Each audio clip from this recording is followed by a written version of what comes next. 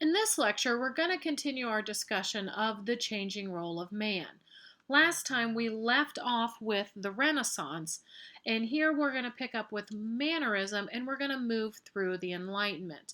This lecture, you're going to see the slides for Modernism also, but I will add the lecture to those for next week, and I'll post it as the Changing Role of Man Part 3, and that'll be under next week. So don't get confused when the audio stops, yet there's still slides. That's for next time.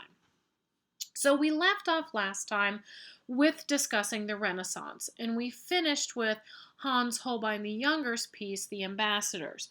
And we talked about how that image, that painting, showed us all of those Renaissance ideals, yet still alluded to the fact that things were not perfect. We had things such as the broken strings on the lute, showing discord and disharmony, the crucifix being covered up in the upper left-hand corner, and then most obviously was the anamorphous skull located in the center foreground, which was the memento mori, reminding us all that death comes for us all, that death is the great equalizer.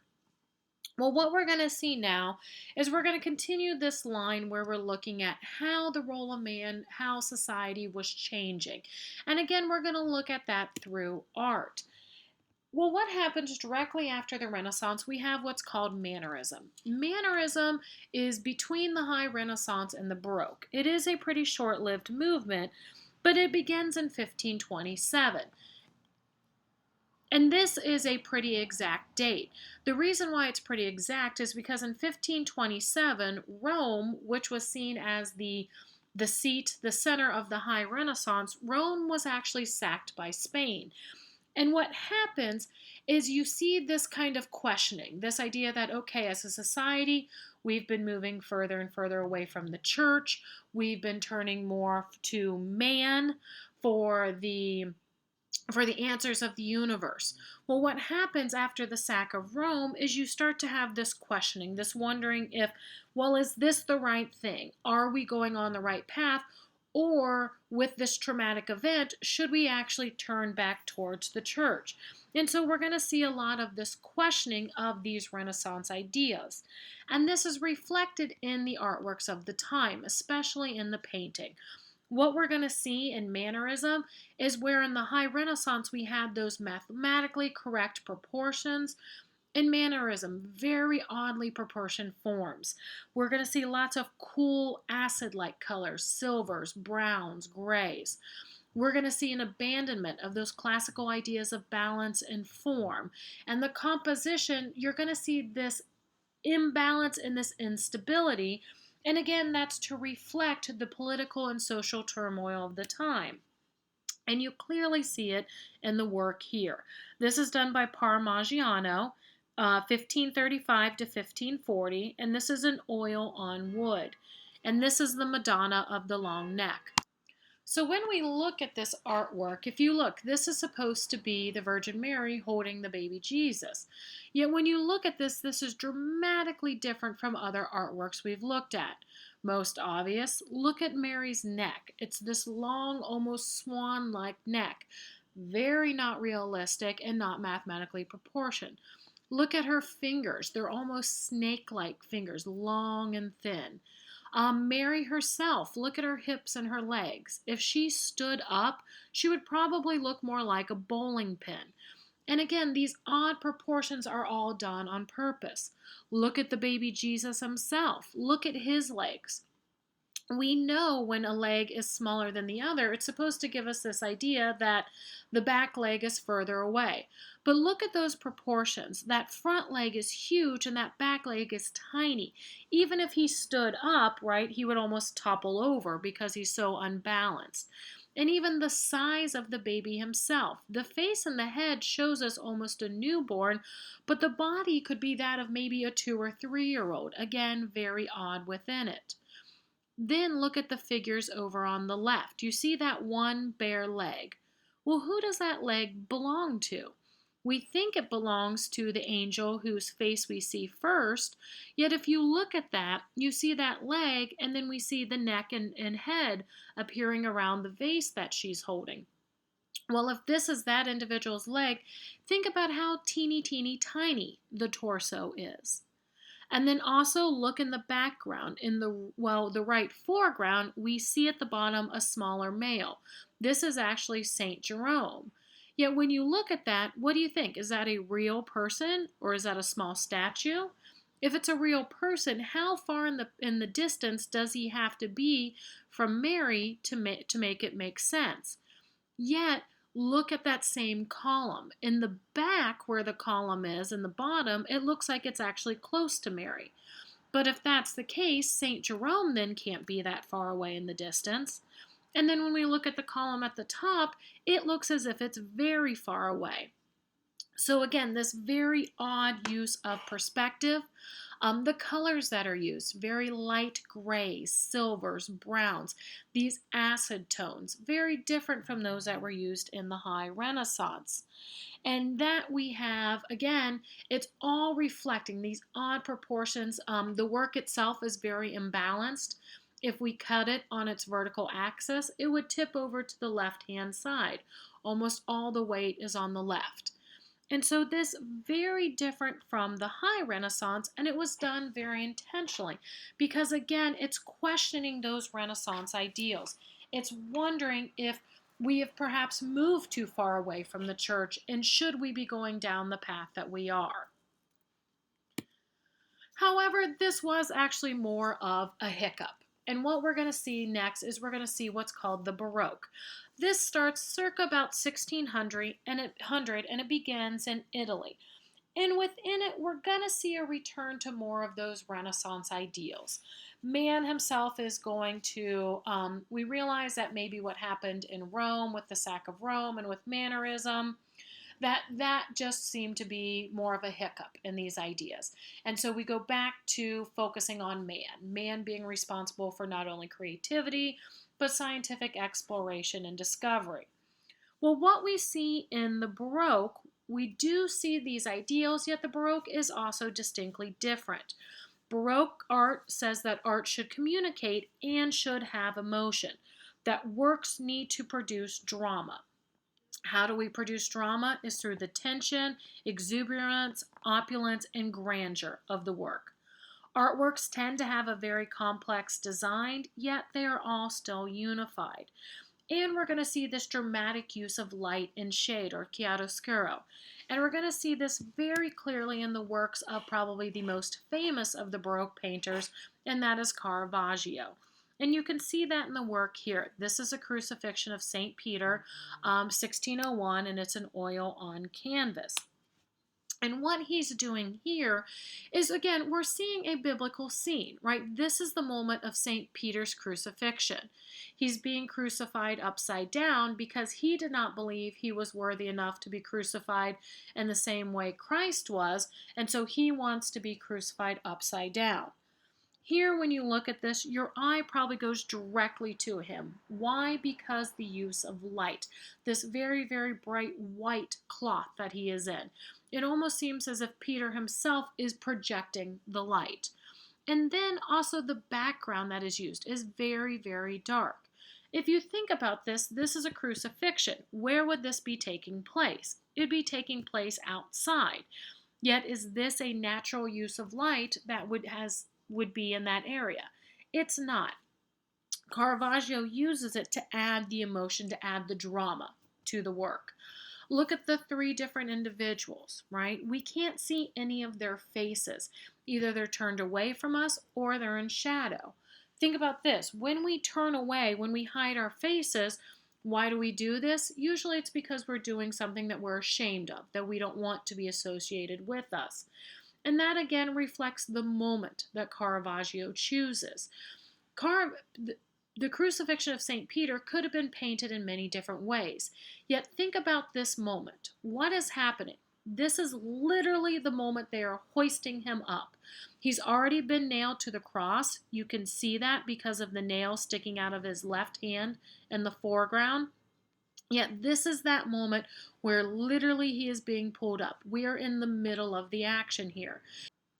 Caravaggio chooses this moment because it adds to the drama, adds to the emotion of the piece, and again, that is what the Baroque is about. And we can see this very clearly here in the three different sculptures. We've seen the other two and discussed them before.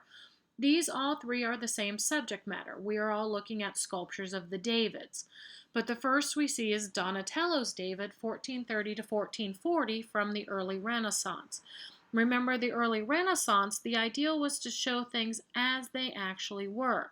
So that's why here we see a younger, more feminized David, because the biblical story tells of David as a beautiful youth. And here that's what we see, Donatello showing David as the beautiful youth. And we also know the moment of the story. In this sculpture, David, we already know, is victorious. Why? Because he's standing on the severed head of Goliath. Now, the middle work is Michelangelo's David from the High Renaissance, 1501 to 1504. Remember, the High Renaissance was about that mathematical portion, that ideal perfected body. And that's the David that we see here.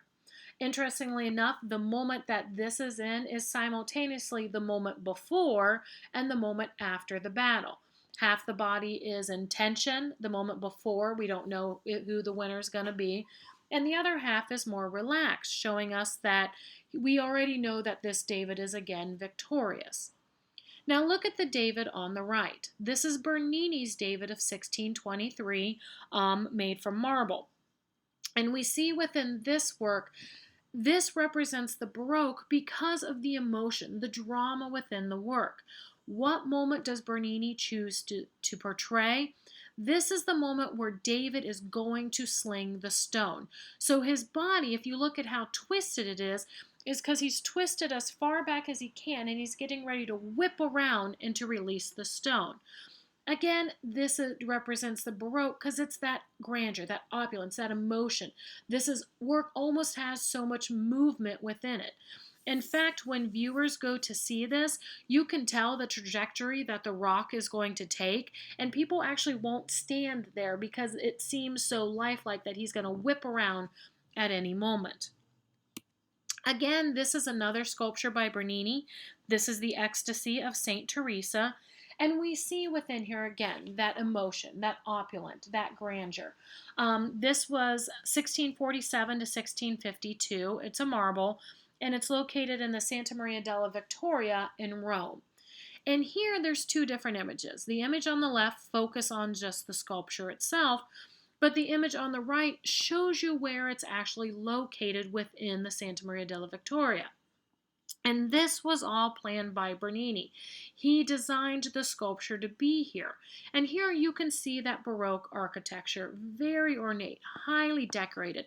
Look in the pediments, look in the columns on top, or the pediments on top of the columns here and the capitals.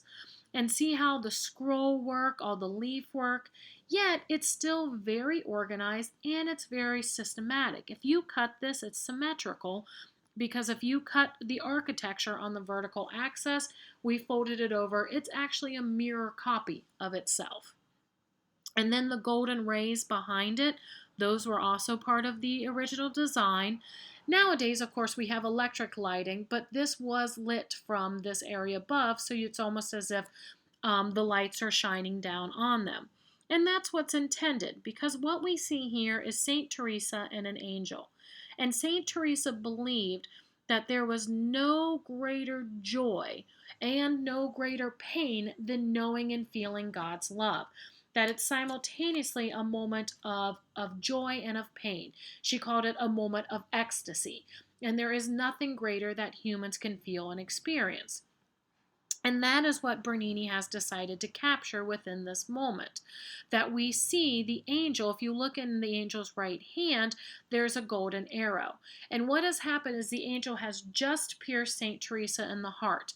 And the arrow represents God's love. And when you look at her face, right, this is a face depicting intense and moment. It's depicting that ecstasy. So this is a moment where she is showing, or Bernini is showing, that St. Teresa is feeling that emotion, that ecstasy of it. And again, the Baroque focuses on this drama. next, we're going to move on into the Age of Reason, also known as the Enlightenment. What happens in this? We're looking at the 17th, 18th century. And what happens here is we have a literal remapping of the universe. Remember, before this time, it was believed that we lived in a geocentric universe, meaning that the Earth was the center of the universe and everything else revolved around the Earth. And this was a belief that was supported by the church. It was the idea that God had created the world in this way. Well, what happens is before there had been other people who had challenged this idea. In fact, Galileo was one of those. Galileo actually spent the last years of his life in house arrest because he was charged with heresy, that he was going against the teachings of the church. Well, what happens in the Enlightenment is that it's actually scientifically, mathematically proven that this idea of the universe is incorrect, and that we do live in what's called a heliocentric universe, meaning that the sun is the center of the known world, and it's everything else that actually revolves around the sun. So this goes against the church teaching, and it's proven that the church is incorrect. And so again, the Age of Reason, man moving even further and further away from the ideals of the church, looking more to science and reasoning for their knowledge. This is also the time of revolutions. We have the American Revolution, 1776, where the colonies separate themselves from the British rule and form a new country. From the American Revolution, we also get the French Revolution. This is more of a class warfare, and the lower classes of France, the lower middle classes, revolt and rebel against the king. They actually end up committing regicide, meaning Louis the XVI was guillotined along with his queen Marie Antoinette. And we see a new form of government that is established for a time. It's also a time of the scientific revolution, as I just discussed. More and more scientific advancements are being made. The scientific method that we still use today is put into effect at this time. And what the scientific method says is that we can't just believe things because this is how they've always been or how we've been told they are in the past, but it's through making a hypothesis and actual observation and scientific exploration to prove or disprove these hypotheses is how we can know and learn. This is also the time of the Industrial Revolution, that we are beginning to see the rise of factories. And with the factories, we're going to see a rise of a consumer culture. Why? Because with factories, more things can be made quickly and they can be made cheaply, meaning they're more available for consumers to buy them. We also, with the rise of the factories, you have to remember most people up until this point lived an agrarian lifestyle, meaning most people were farmers. Well, when do you work as a farmer? Whenever you can, right? There's the saying, make hay while the sun shines, because you pretty much work from sun up till sundown, and then even after sundown, there's still work to do. Well, with the Industrial Revolution, with the rise of the factories, we now see a new working class where people were moving to cities to work in these factories. When you work in a factory, you work when you're scheduled to. Say you work 9 to 5. And so we're going to see this shift in how we even looked at time. That instead of looking at time through sun time, we're going to actually look at it through clock time. And that's still how our world is today. Think about how much of a slave to the clock we are. You're in class at a certain time. You have to be at work at a certain time. Well, this actually was a development that didn't happen until the 18th century. Also, this is going to be the time following the French Revolution. This is when Napoleon Bonaparte is going to come to power. And we're going to see how the leadership and how the structure of the French government is again going to be changed. Well, what we're going to see in this is in the Enlightenment, we're going to see two distinct art styles that are dealing with all of these changes. The first is what's called the Rococo. The Rococo focuses mainly in France, and it's mainly on the aristocracy, meaning the upper classes. And this is before the French Revolution. And what we're looking on is the Rococo. It's a reaction to the Baroque, the grandeur, and the symmetry. And what happens in the Rococo is it's much more playful. We're going to see this lightness in it, this gracefulness, and even in a satirized way, meaning they're almost poking fun at certain topics. And we see that in the works that we see here. This is Jean-Henri Frangard's, this is The Swing. And what happens in this, if you even just look at the subject matter, at first it just seems to be a woman on a swing. The colors are light and delicate. We see lots of soft blues, soft pinks, light whites, more of the pastels. If you look at the brushwork in here, very light. We can see in the trees especially, we can see the brush strokes. It's almost soft, almost fluffy, if you will. And again, this was all a reaction to the scientific revolution, the Industrial Revolution. But what's also interesting with the Rococo is it's also looking at subject matter that would not be deemed acceptable for public viewing. Because when we first look at this, we see a woman up on a swing, and it looks playful. Yet, look to the bottom left foreground. Do you see somebody in the painting there? Yeah, there's a man hiding in the bushes. Is she aware that he is there? She clearly is, because if you follow her direct line of sight, she's looking right at him. So where before it looked like she was just playfully kicking up her leg and flipping off her shoe, think of what she's actually doing. The man in the bushes is looking where? He's looking directly up her skirts to a view that she is actually giving him. And then look in the right foreground. Do you see back in the shadows? There's another man there, and he's holding the ropes. This man is pushing her on the swing. So what do we actually have here? We have a woman who's being pushed on the swing by her husband, yet she's got her lover in the bushes in front of her. And so we see this very taboo topic discussed in the works of the Rococo. Other little interesting elements that add to this playfulness, between the woman and her husband, if you look, there's a statue of a couple of cherubs, and they clearly know from their expressions what's going on. And if you look at the sculpture on the left, it's another little cherub or an angel. And if you look, he's putting a finger up to his lips, almost as to say, shh, like don't tell. And he is directly above the lover. And so again, we see this playfulness, and it's a reaction to the Industrial Revolution, the scientific revolution. While the other style that develops in the Enlightenment is the neoclassical or neoclassicalism. And what this does, this is the complete opposite of the Rococo. This is the early 18th century, 19th century. And this is a response to that Rococo style.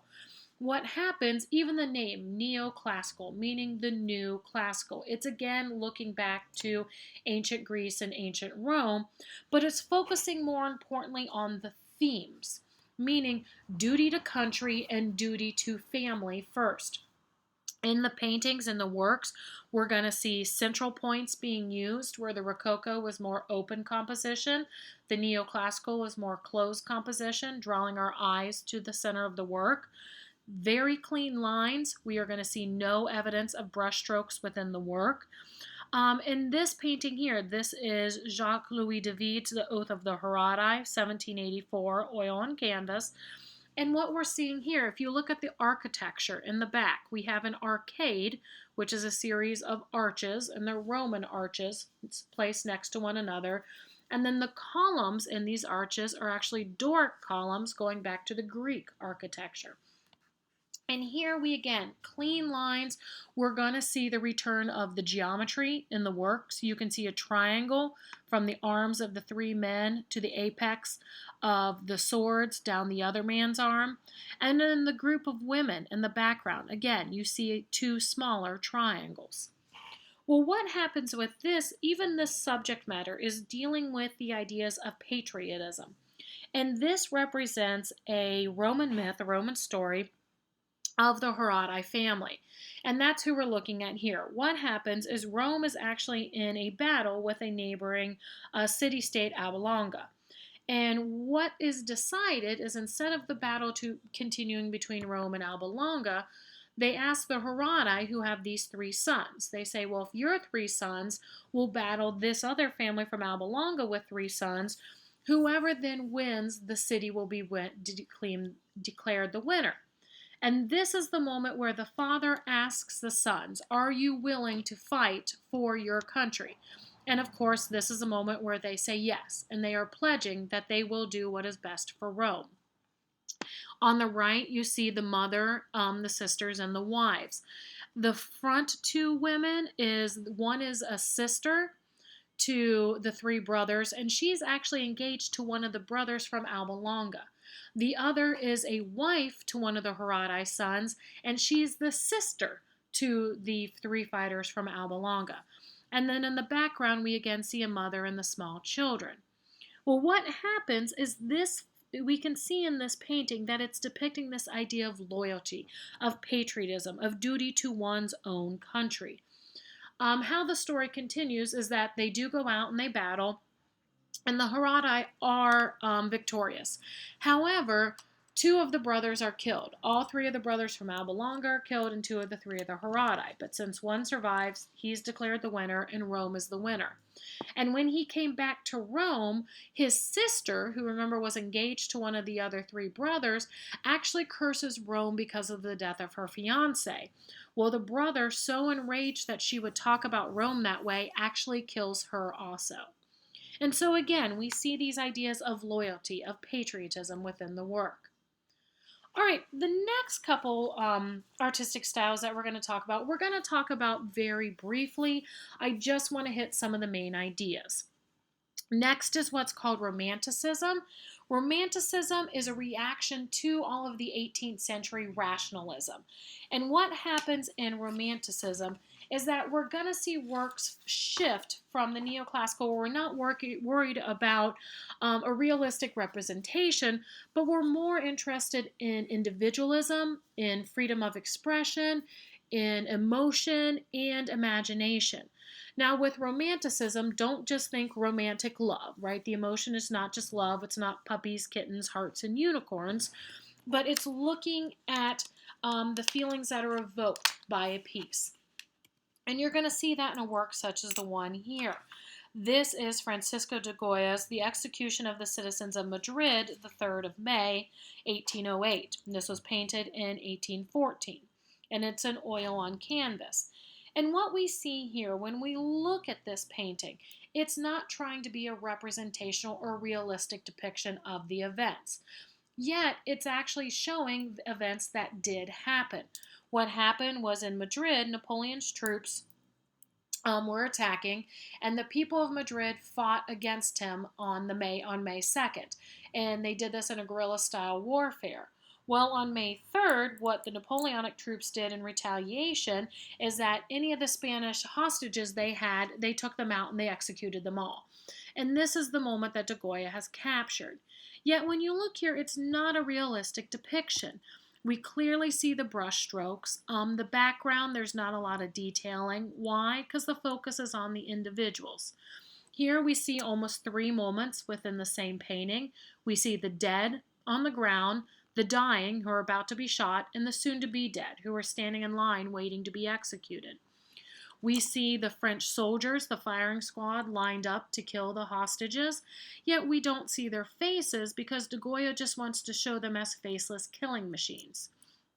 Now, the figure in the center wearing the bright white shirt draws your eyes directly there, and he's got his arms thrown up in surrender. Yet he's still about to be executed. And how he's supposed to remind us as a Christ-like figure, but unlike Christ, who sacrificed his own life to save, the world, what happens here is this individual is giving up his own life, not because he wants to, but because the government is taking it away. Also, we see this is unrealistic because look at the source of light. There is one box lantern on the ground, yet how the painting is lit, this is the only light source, and this is an unnatural use of light. It would not provide this much light, nor in this way. Also, the firing squad itself, how close they are to the individuals. This is also not realistic. A firing squad would be much further away. Yet why doesn't de Goya paint it that way? Because this way it's much more dramatic. Imagine pointing a gun at somebody 50 yards away or pointing a gun at somebody 2 inches away. One's going to add more drama to the work. Also very important to the Romantics was the role of nature. Again, we're coming from the scientific revolution, the industrial revolution, and where man is looking at nature more as a tool to be used and something to be controlled. Where the Romantics have this idea of what's called the sublime, and it's the idea that nature is not something to be taken over and to be taken control. That nature is something man can use, but it's also something man needs to respect. And the idea of the sublime is standing in front of a force of nature and being terrified, that realizing you are absolutely powerless. And we're going to see this reflected in a lot of the works, that nature is something to be respected. And as I say, this is always your Jurassic Park moment, because nature will always find a way to come back. And we see that in works such as this one. This is J.M.W. Turner's The Slave Ship. And in this moment, we see, again, not worried about a realistic depiction. We see the ship in the background.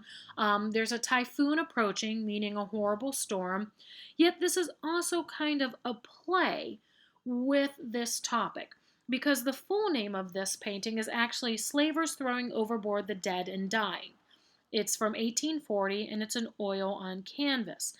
And what the moment we're seeing here, this is a ship involved in the slave trade, and before they get to shore, they're throwing over the bodies of all the dead slaves, because if the slave died, you could claim them on your insurance and get money for them. Well, if you get to port and you have 6 slaves, you still have to try to sell them. Well, a 6th slave is not going to be sold for much profit, and most of the times you would actually get more insurance money from claiming the slave died.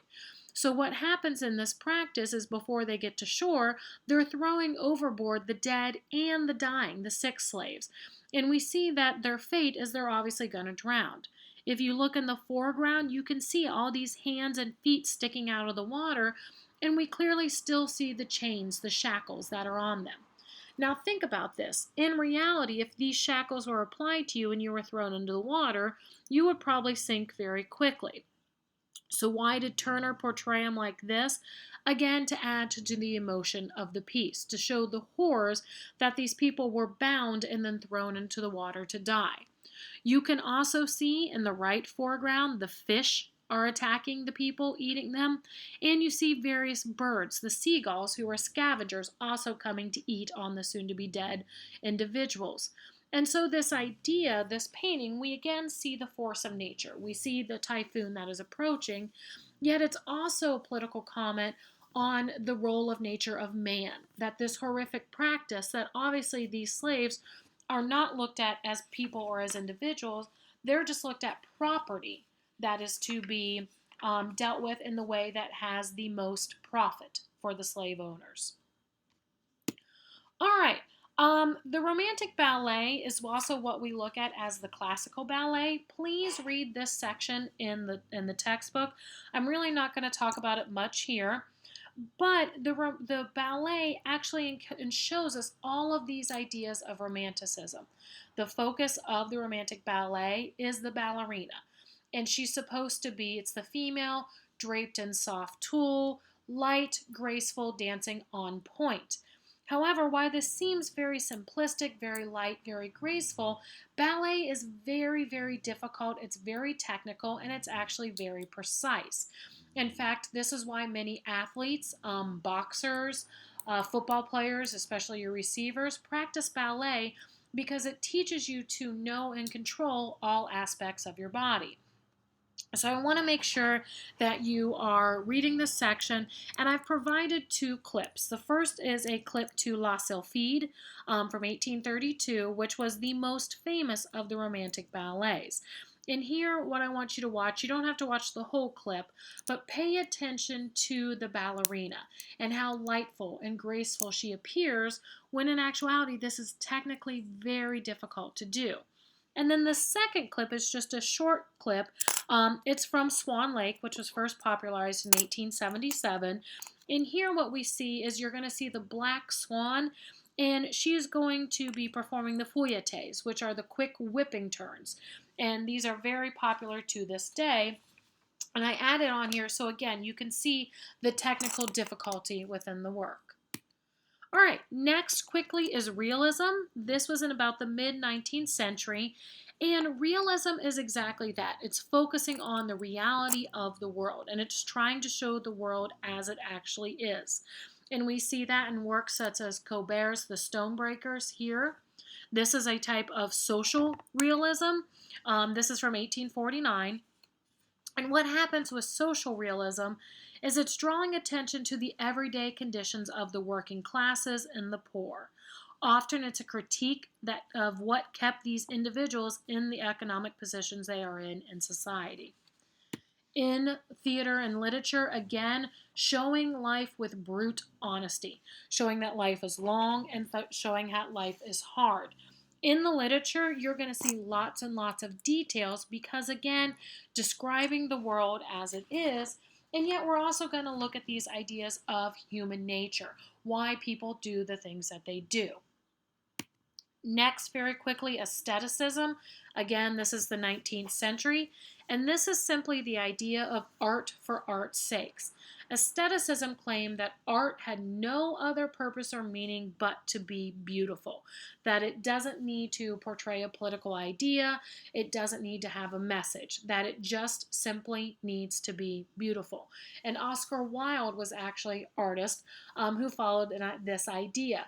And in our very first lecture, the first quote you have was from Wilde where he said, "All art is quite useless." And that's because of this idea of aestheticism, that art itself only has to be beautiful. And then very quickly, we're going to look at Impressionism and Post-Impressionism. What happens here with Impressionism? This is the 19th century, about the 1870s to the 1880s. Centered in France, and this was actually a very short-lived movement. And what happens with the Impressionists is that they were actually trying to capture a fleeting moment, the impression of a moment. So here we're going to see very short, quick brushstrokes. A lot of the Impressionists would actually go out and paint in nature. Before this time, most people would paint, they may go out and do sketches and stuff, but you would actually create your works back in your studio. Well, the Impressionists would actually take their canvases, their easels, and go out in the world to capture that fleeting moment, that impression. And you see that here. This is Claude Monet's Impression Sunrise from 1872. And this is actually the work that the movement got its name from. An art critic said, was critiquing this, and he's like, this isn't a sunrise, it's just the impression of a sunrise. And the Impressionists were like, yes, thank you, that's actually what we're trying to do with the work. And again, they're not trying to capture the world in all its realities and details, but just that fleeting moment. The Impressionist paintings are usually small. Usually they have bright colors. The composition is casual and natural, and the play of light is very, very important, and we're going to see this in the different studies. So like if you look at Monet's different water lilies, the same place, the same water lilies are painted over and over and over again, yet they're painted at different times a day to capture that light and how the light itself can affect the work. And then we're going to look at Post-Impressionism. Post-Impressionism evolves from Impressionism, usually the same subject matter. The subject matter of Impressionism, usually looking at what's called the middle classes, but these were the pretty well-to-do middle classes, looking at that happy life, if you will. But what happens in Post-Impressionism is that you're going to see a desire to make the works more precise. And what's interesting, Post-Impressionism does this in a variety of ways.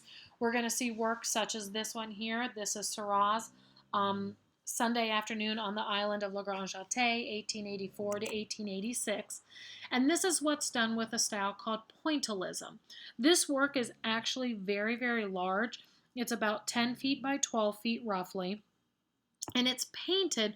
Pointillism is done very, very painstakingly, meaning each little drop of paint is applied with the tip of the paintbrush. If you look at this closely, even areas that seem to be solid color fields are not. They're made up these tiny, tiny, tiny little points of paint. Also in post-impressionism, we're going to see a flattening of the canvas, meaning the works are going to be much more two-dimensional. In some of the works, we'll see outlining come back in. There was no outlining in Impressionism. I've put a little film clip for you here. This painting very famously is in the movie Ferris Bueller's Day Off. It's in the Museum of Art in Chicago. But what you can see, watch this little clip here. What I want you to pay attention to is as Cameron is standing in front of it, he's almost mesmerized by the painting, but they keep going closer and closer and closer in. And as they do so, you can see each of these tiny little dots. So that's what I want you to look at. And then the final piece we're going to look at in the post-impressionists, this is by Paul Cézanne. And Cézanne is actually considered the father of modern art. What he would do in his paintings, again, you see that flattening of the canvas, and what he would do is he would break his images down to what he called their basis form, right? The base element, which he saw as little geometric shapes or little planes. And so when you see here, this is that we're looking at the view from the large pine tree of Mount Saint Victoria. And when you look at this is a landscape, yet look at the countryside, the houses. They're almost little squares, little triangles, little rectangles. And that is what he is doing in the work. He's breaking it down into a much more scientific form than the Impressionists were doing. And again, this idea of the art breaking it down into these small little planes, this is actually going to influence a lot of the modernistic styles that we'll look at next time, including and most especially Cubism. So that is a quick run through of where we are up until this moment. Again, pay attention to how the role of man has changed, what developments have happened in culture, and how the artworks of the time have reflected this. Now we're going to turn our attention to modernism, and this will be the last section of looking at the changing role of man. Before you listen to this part of the lecture, please look at or print the modernism timeline I have already posted for you on Blackboard, and watch the clip, The Shock of the New. It's the full episode, but you only need to watch about the first 10 minutes. What The Shock of the New is it's a 1980s documentary television series produced by the BBC. And what I want you to pay attention to in that first 10 minutes is they're talking about this rapidly changing world. And that's what we're going to look at in this lecture. In the modernism timeline, I have it entitled A Changing World. And think about all of the events that are happening. We've looked at the changing role of man, but what happens in the 1900s to modern day is things start to happen quicker and quicker and quicker. And so the timeline I've given you is only 107 years, but I mean, just look at it, and we'll just hit some of the highlights here. In 1901, the first radio message was sent across the Atlantic. 1903, Henry Ford introduces the Model A, and the Wright brothers invent the airplane. 1912, the Titanic sinks. 1913, quantum theory is applied to atomic structure. 1914 to 1918, World War I, which is going to have massive effects on the art world. 1917, the Bolsheviks seize power in Russia. 1922, Mussolini assumes power in Italy. 25, Hitler publishes Mein Kampf. In 1927, the first motion picture with sound is released. This is The Jazz Singer. In 1928, we have the first ever television broadcast. October 29, 1929, we have the stock market crash and the Great Depression begins in the United States. 1933, Hitler comes to power in Germany. 35, Mussolini invades Ethiopia. 1936 to 39, the Spanish Civil War. 1940, Germany invades France. 1941, December 7th, the United States officially enters World War II when the Empire of Japan bombs Pearl Harbor. 1942, Enrico Fermi splits the atom. 44, DNA is proved as a fundamental in determining heredity. 1945, the first experimental atomic bomb is exploded in New Mexico. And then on August 6th and 9th, the atomic bombs are dropped on Hiroshima and Nagasaki. 1946, the first computer is built. 1949, George Orwell publishes 1984. In 1950, the first commercial color televisions become available for consumption. In 1954, your first McDonald's opens. 1956, first transatlantic telephone service. So now we can literally talk to people on the other side of the world instantly. 57, the Soviets launched Sputnik, the first artificial satellite.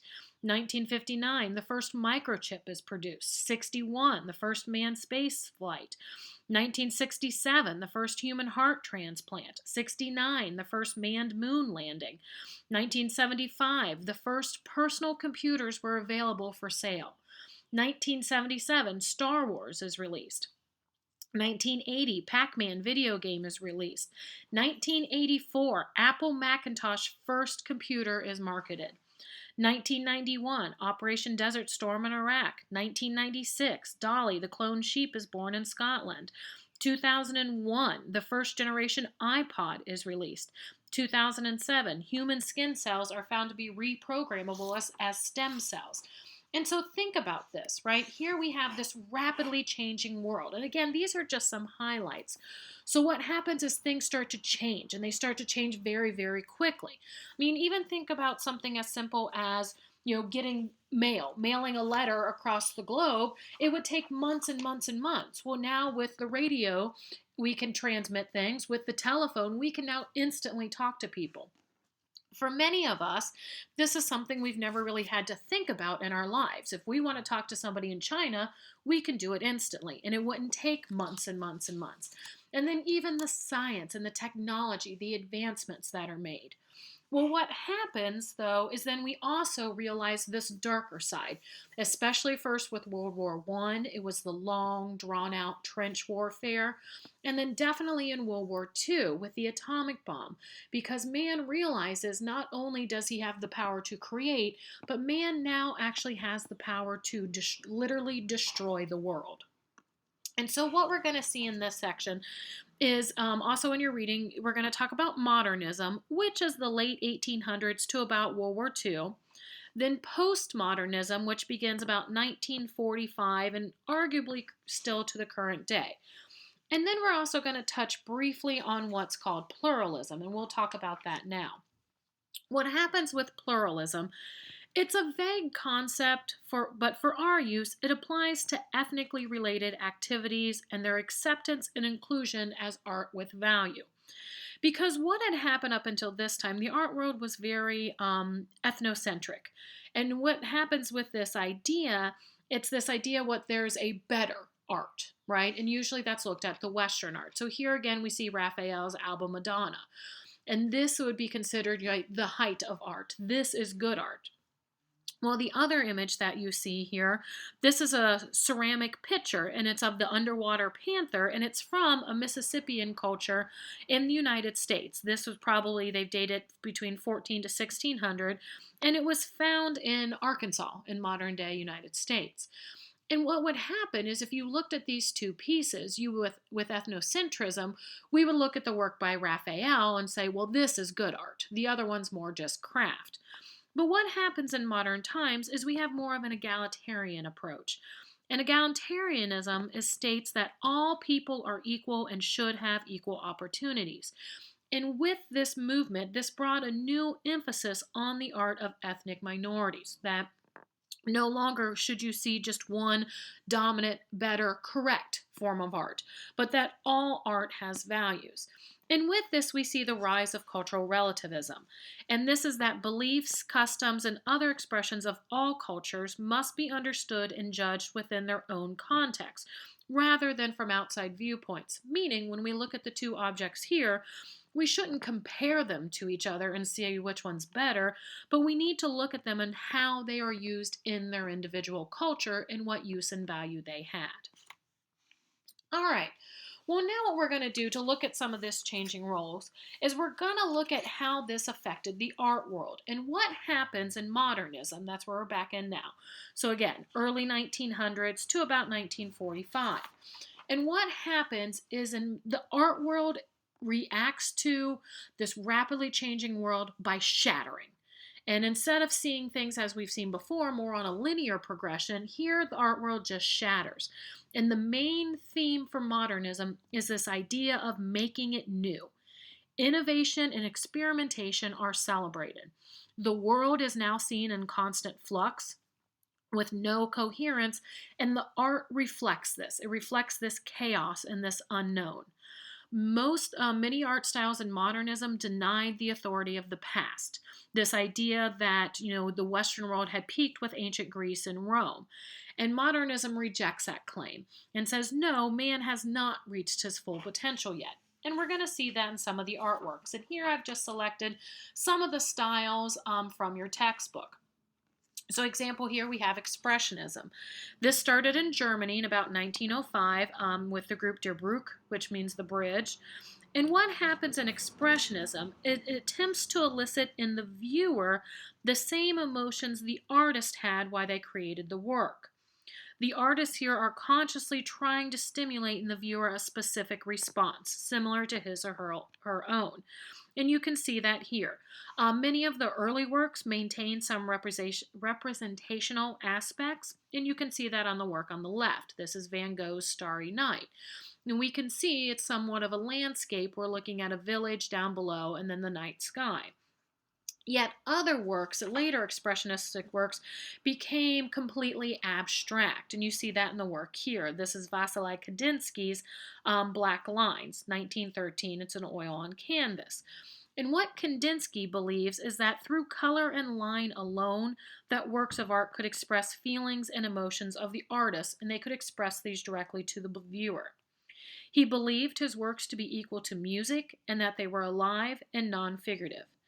Each line and each color carried an explicit expressive meaning.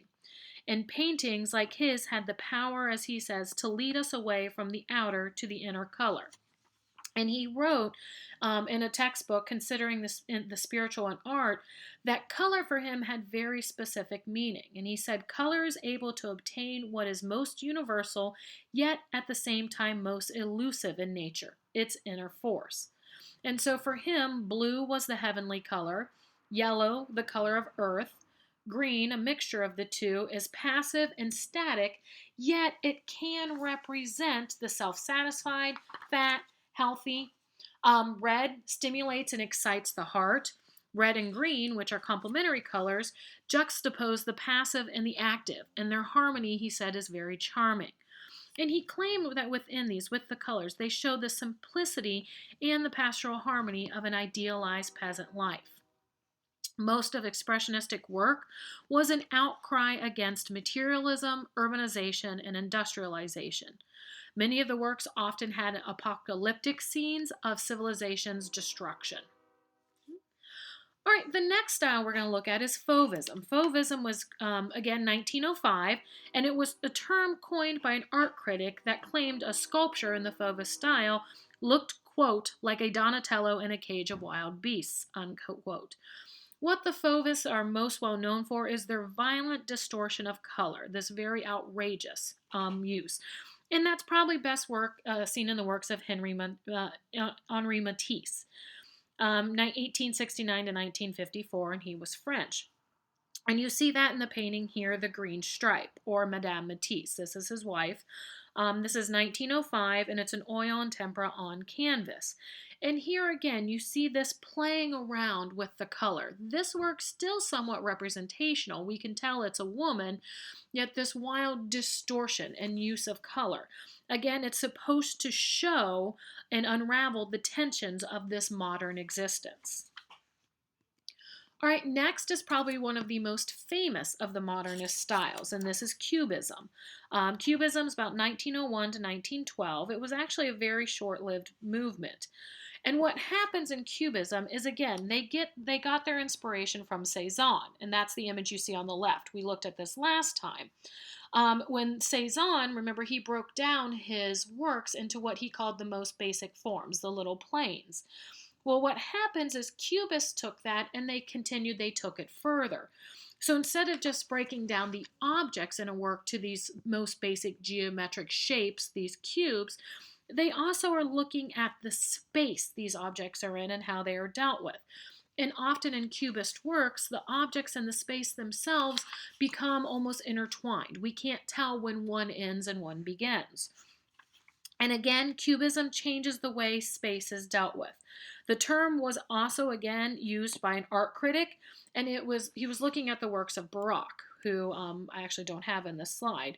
But what he said is Baroque reduces everything, places and figures and houses, to geometric schemes, little cubes. And that's where the idea came from.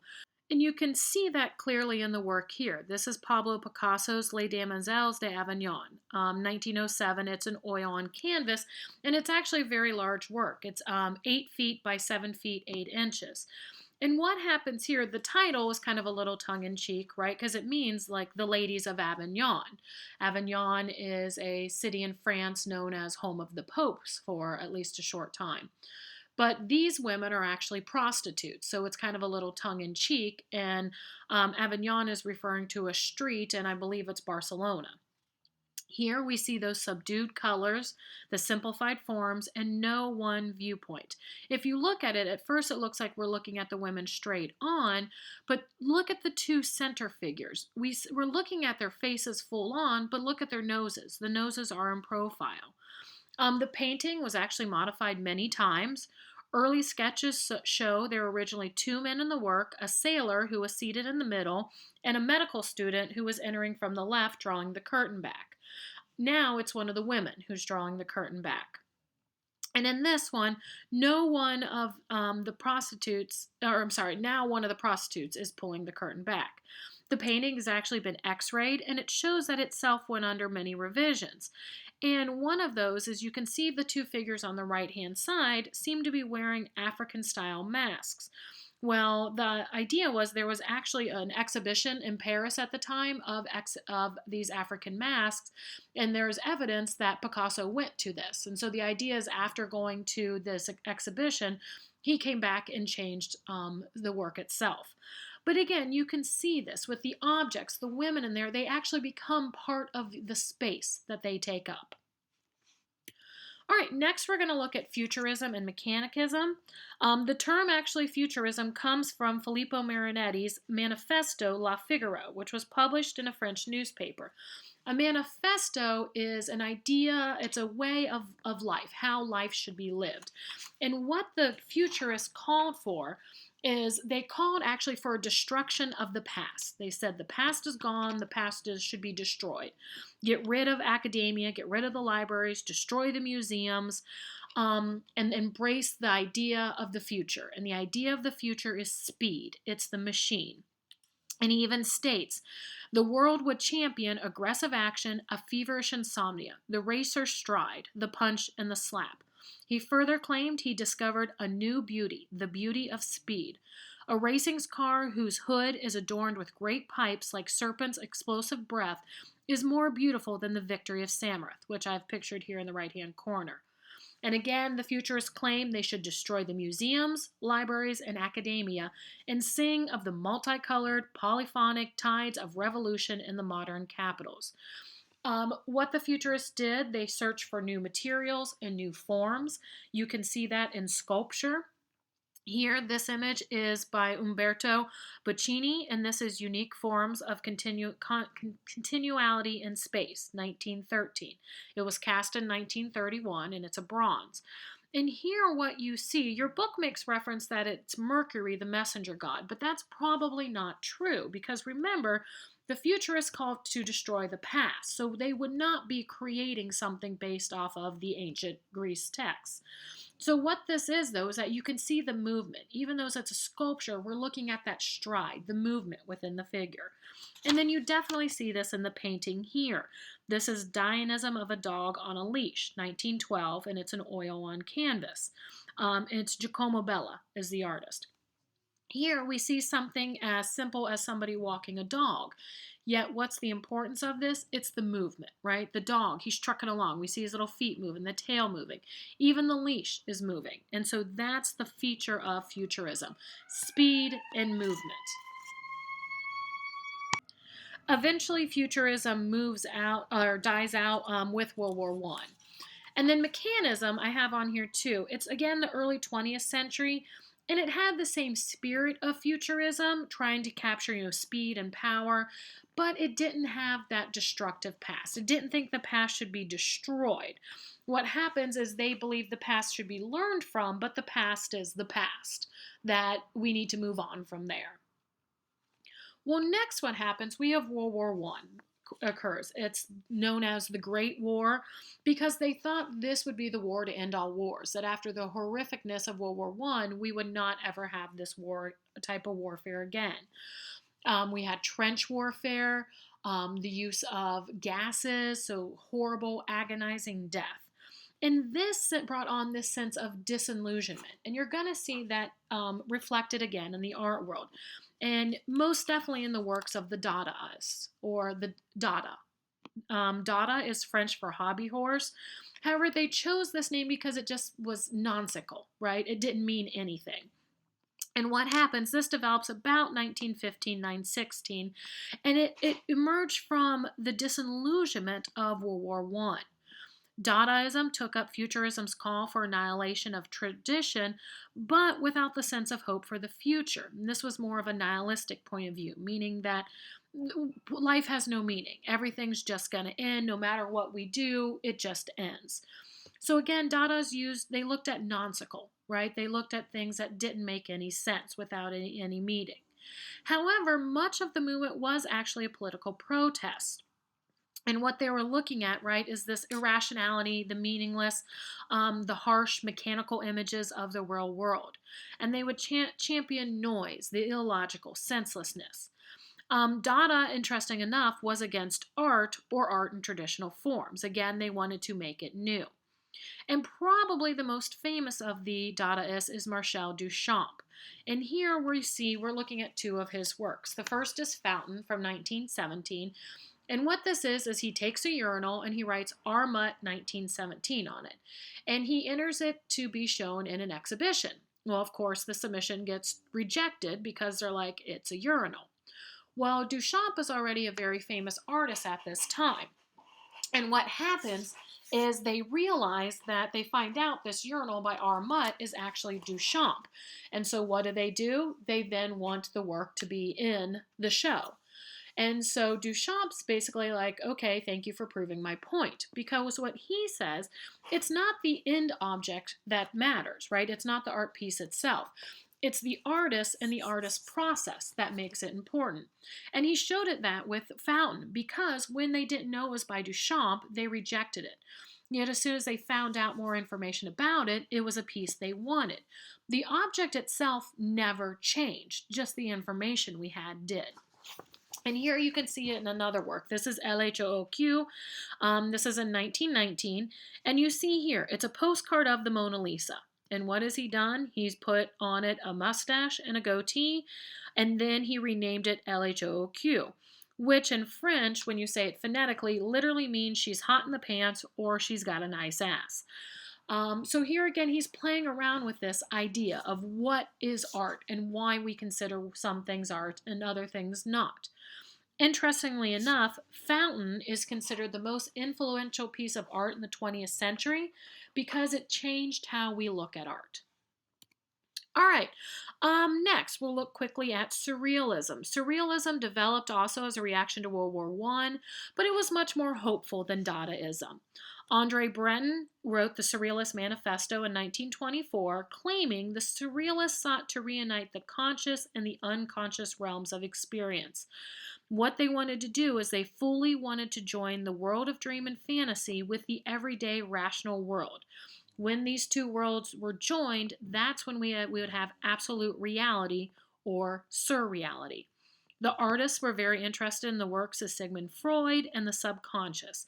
And Surrealists thought their works were created by pure psychic automatism, meaning that they just painted or created whatever they had to. Surrealism manifests in two ways. The first contain recognizable forms that are, if fantastical, we can still somewhat understand the subject matter or what that's in there. And you can see that in the two works here. The one on the left is The Persistence of Memory, 1930, in oil on canvas by Salvador Dali. And Dali would claim the works were hand-painted dream photographs and that he would paint what he would remember from his dreams. He really doesn't know what meaning they have. This one he actually claims is a self-portrait because that large slug-like creature in the middle, Dali claimed that was him. The other work is by Giorgio de Chiro, and this is Melancholy and Mystery of a Street, painted in 1914, and it's an oil on canvas. And what de Chirico claimed is that he didn't understand his own paintings. He said they're simply images that obsessed him, and he had to convey them onto the canvas because he just couldn't get them out of his mind. So when we look at this work, right, we want to make some sort of story out of it. But for him, there was no story. These were images that just kept staying in his mind, and he had to get them out on canvas. The second way that surrealism manifests itself is by completely abstract works. And in your textbook, you have a painting by Joan Miro, just entitled Painting, 1933, Oil on Canvas. And Miro actually said of his works that by, 1925, he said he was painting almost completely from hallucinations.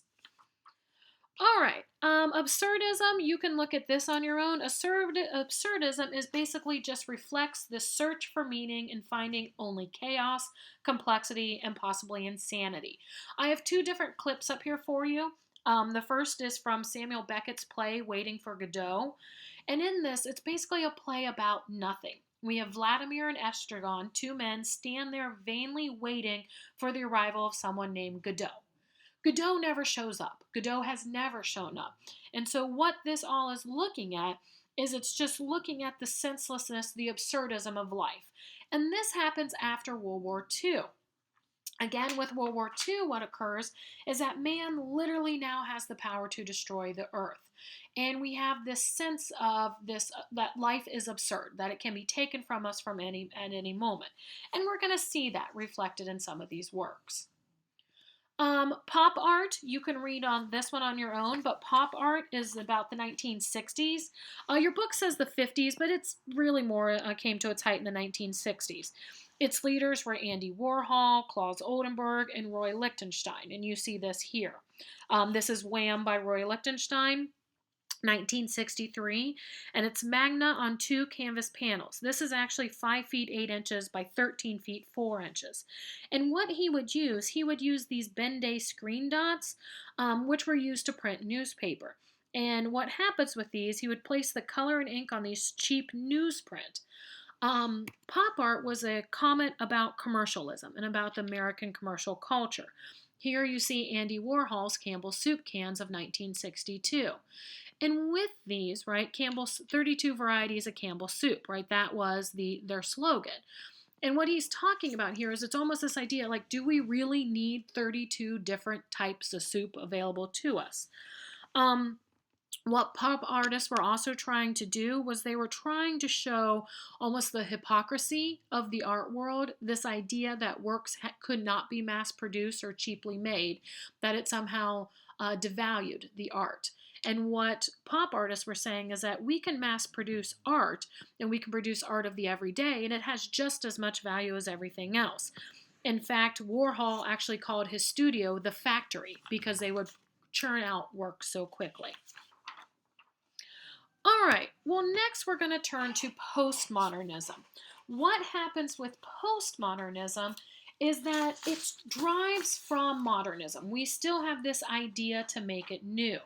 However, what happens is we start to question this idea of a grand narrative, meaning, how Futurism had a plan, how the Surrealists had a plan. Well, what happens in postmodernism is basically, sorry for the sirens, if you haven't figured it out, I live by a fire station. Okay, so what happens in postmodernism? Again, it's that rejection of a grand narrative. And the postmodernists claim there is no one complete, unified, final narrative, that there are a variety of perspectives and they all have some value. And they wanted to show that society is fractured and not fully knowable by any one narrative or any one idea. Postmodernists tried to break down the distinction between high art and popular culture. And what we're going to see in postmodernism is instead of looking at styles, right, Futurism, Dadaism, we're going to see a change in the art itself. And so we're going to see it in things, other types of art coming popular. So for example, installation art. Installation art, this is art that would take up entire rooms, and they're challenging the idea that art must be restrained within certain boundaries. And it's also looking at how space is used in everyday life, and how it's utilized. If you've ever been to 21C in downtown Louisville, there's a room that's almost completely full of like dryer lint. This is an example of an installation. Next, we have digital art. Digital art uses some sort of electronic media. This allows for a collaboration between the viewer and the work. Usually it combines a variety of genres such as visual art, music, film, performance art, and so on. It became more popular as contemporary society became more involved with technology, our phones, laptops, iPads, iPods, so on. Digital artists often see themselves as somewhere between the artist and a researcher. And here I've given you an example. This is Text Rain. This is also at 21C. It was installed in 1999. And what happens in Text Rain is that it's interactive. When you go and you stand, you look at it, you're actually projected in the work. And there's these lines and a poem that rain down on you. And the person can hold on to them, can keep them. Please watch, there's a short little YouTube video, but it shows you this experience and how it works. So please watch that. Also, the last thing that we're going to look at within postmodernism is the rise of feminist art. This is in the 1970s with the second wave feminist movement. The first wave was earlier in the century when women fought for the right to vote, and they achieved it with the 19th Amendment in 1920. Well, now we've talked about there have always been women artists, yet they very rarely got the recognition that they deserved. And so what happens in second wave feminism and feminist art is that women are beginning to be recognized within the academic world. And here what we're looking at is Judy Chicago's The Dinner Party. This was created between 1974 and 1979, and over 400 different artisans helped her. And the idea with this is that she created a dinner party. And there are 33 seats. And what she wanted to do is that she wanted to, every place setting is for a specific woman from a specific time period. And the reason why she has a dinner party is because, I'm sorry, I said 33. There's 39 place settings. And she wanted a dinner party because she said traditionally the women would have had to create the meal, yet they would not have been invited to the dinner party itself. In this, it's an equilateral triangle because the triangle is often a sign of women and a sign of the goddess. And she put 13 on each side because there were 13 disciples at the Last Supper. And interestingly enough, there are 13 women in a coven. And she thought it was ironic that the number for male holiness was the same number as that represented evil in females. Each place setting has a plate that is designed to represent the woman itself. The plates start out very flat, but as you go around the table to more modern times, they rise up, almost as if the women are rising out of the time. Each plate next to it has a napkin, a fork, a knife, and then a cup. And they're placed on the runners. The runners, each one is designed for the individual woman. And they're a metaphor for the time and the environment each woman is in. So the stitching, the needlework is going to be reflective of that time period. And again, she put in the needlework because, again, historically that was seen as something that was a woman's work, a woman's job. And then the entire table sits on what's called the heritage floor. And this is 999 tiles with they're tiles with 999 women's names that are also represented. These were women that deserved the honor of coming to the dinner party, but she couldn't put everybody in here. How she chose the women to represent, they had to have a strong influence of their time. They had to do something to better the lives of women, and there had to be enough information about them. Anything from Susan B. Anthony, Virginia Woolf, Georgia O'Keeffe, Theodora, who was the wife of Justinian. These are all represented on the works. But this gives you an example of feminist art. Again, this is not to say this is the first time works of art by women were accepted, but that it became its own movement. And that, again, this is just a brief overview to go along with the readings in the textbook. But you see, with this modernist point of view, again, the world, the art world shatters. And it reflects this chaos and this turmoil we have within society itself.